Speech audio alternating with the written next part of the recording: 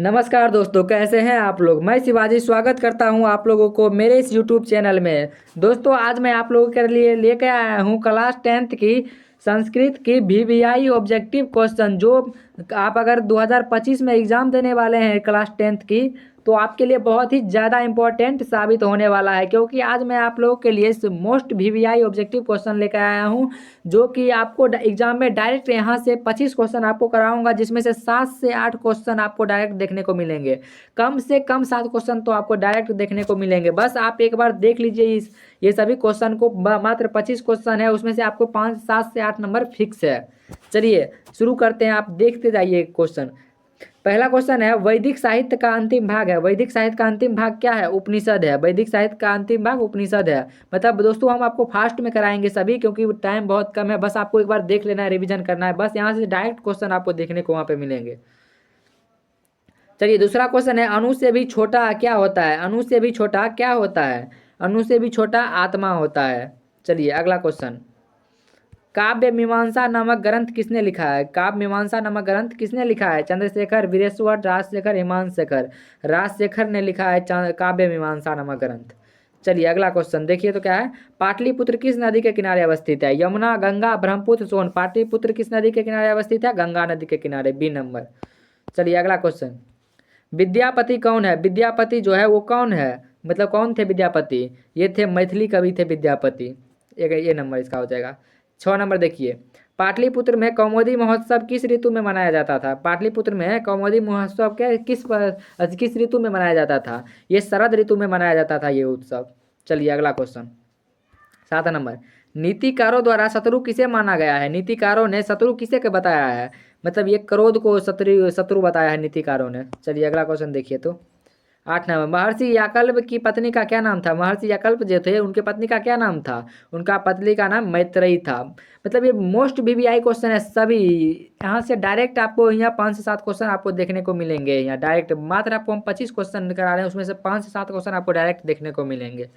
चलिए अगला क्वेश्चन, जनक की सभा में शास्त्रार्थ कुशल महिला कौन थी? जनक की सभा में शास्त्रार्थ कुशल महिला कौन थी? ये थी गार्गी।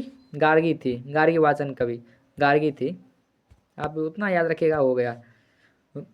मतलब आपको जानबूझ के तो पूरा नाम नहीं बताते हैं, बस क्योंकि आपको नाम याद रखने में बहुत तकलीफ होगी। चलिए अगला क्वेश्चन देखिए, 10 नंबर, विजयांका किस कल्प की कवित्री थी? विजयांका किस कल्प की कवित्री थी? प्रथम कल्प की कवित्री थी विजयांका।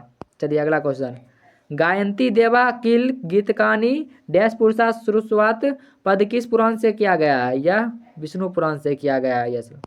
चलिए मतलब पूरा फास्ट में कराएंगे हम आपको, सभी वीवीआई ऑब्जेक्टिव पूरा फास्ट में कराएंगे, यहाँ से डायरेक्ट देखने को मिलेंगे, क्योंकि आपका एग्जाम भी तो बहुत नज़दीक है। संस्कारों की कुल संख्या कितनी है? संस्कारों की 16 संस्कार, आपको पता ही होगा संस्कारों की संख्या है। चलिए, भारत महिमा पाठ का मुख्य संदेश क्या है? भारत महिमा पाठ का मुख्य संदेश देशभक्ति, भ्रष्टाचार, जीव हत्या, अधिकार प्रदर्शन।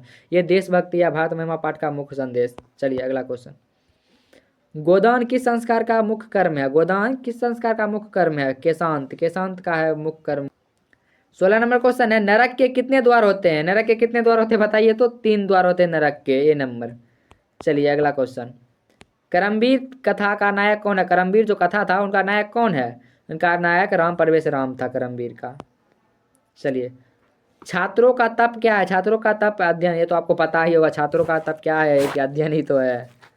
चलिए, स्वामी दयानंद के द्वारा आर्य समाज की स्थापना कब हुई? Most VVI important question, most VVI important question है ये डायरेक्ट क्वेश्चन आपको ये देखने को मिलेगा। स्वामी दयानंद के द्वारा आर्य समाज की स्थापना कब हुई थी? 1975 में हुई थी, बी नंबर। चलिए अगला क्वेश्चन, विरजानंद किसके गुरु थे? विरजानंद जो थे वो किसके गुरु थे? स्वामी दयानंद के गुरु थे विरजानंद। चलिए अगला क्वेश्चन, स्वामी दयानंद का परिवार किसका उपासक था? स्वामी दयानंद के जो परिवार था वो किसका उपासक था? वो शिव का उपासक था स्वामी दयानंद का परिवार। चलिए अगला क्वेश्चन, वंदाकिनी वर्णम पाठ किस ग्रंथ से संकलित है? वंदाकिनी वर्णम पाठ जो है वो किस ग्रंथ से संकलित है? वह है वाल्मीकि रामायण से संकलित है वंदाकिनी वर्णम। चलिए अगला क्वेश्चन, कनस्व दान वीरता पाठ भास के किस रूपक का भाग है? यह है कर्णभारम का। चलिए, इतना फास्ट करा रहा हूँ, आप स्लो करके देख लीजिएगा, क्योंकि हम मुझे आप लोग का टाइम बचाना है। इतना ही टाइम है, बहुत कुछ आपको यहाँ देना है, वो प्रोवाइड करना है, बहुत कुछ सभी वीवीआई ऑब्जेक्टिव आपको लेकर आएगा। लास्ट में तो हम एक ऐसा जड़ी बूटी लेकर आएंगे जिसमें से आपको मात्र हम 200 क्वेश्चन कराएंगे, जिसमें से आपको सभी क्वेश्चन इसी से रहेंगे, इससे बाहर जाने वाला ही नहीं है। आपका फुल बनेगा क्वेश्चन, 200 से 300 क्वेश्चन रहेगा। मेरे पास है 300 के जड़ी बूटी है, 300 क्वेश्चन मान के चलिए, 300 क्वेश्चन रहेगा। चलिए अगला क्वेश्चन, राष्ट्रों के बीच द्वेष का कारण क्या है? राष्ट्रों के बीच का द्वेष का कारण दूसरे राष्ट्र का उत्कर्ष है। चलिए अगला क्वेश्चन, ये लास्ट क्वेश्चन है, आप देख लीजिएगा और एक बार और, मतलब अगर नहीं, अगर याद हुआ तो एक बार और देख लीजिएगा, आपको याद हो जाएगा। बस इसमें से आपको 5 से 7 क्वेश्चन डायरेक्ट एग्जाम में देखने को मिलेंगे।